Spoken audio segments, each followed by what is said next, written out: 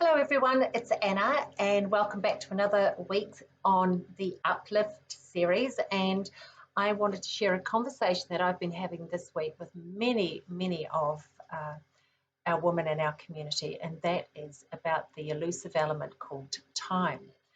And the thing that we were really wanting to involve ourselves in was how come we, what are we doing with our time if we're not actually taking care of ourselves, if we're not investing our own level of self-care, or if it's so limited that it doesn't actually feel that we're really nourishing ourselves. So this is what we came up with, and which is what I wanted to share with you. And that is that time not spent on ourselves can sometimes be simply a habit. And if you think about it, if you think that, it's been so long since maybe you too haven't spent time investigating even what nourishment is for your feminine, then it becomes elusive. And if you're not somebody, and many women aren't actually, being that promising, with yourself in terms of taking care over many years, then again, that groove of consciousness in terms of not taking care of yourself, consistently putting yourself at the end of the line, looking after other people's needs first, doing what other people want you to do, and saying to yourself, oh, I'll take care of myself later. All of that creates a mindset that, delivered in that way in your thinking over a period of time, even years, can then just become a well-worn groove of habit. So the idea is, offer yourself some compassion, be kind to yourself, with the understanding that what is really happening in front of you now, or how life is being experienced, is that the not caring for yourself or giving yourself the time has been a habit.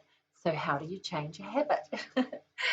So one of the real keys is by using your imagination. And this is a wonderful, feminine, quite natural tool for the feminine woman to use her skill of play and imagination, and being able to consider what is it that you would be doing with your time if you were giving yourself that soul nourishment and that feminine self-care to take care of yourself. How would that look? Would it look like walks in the park?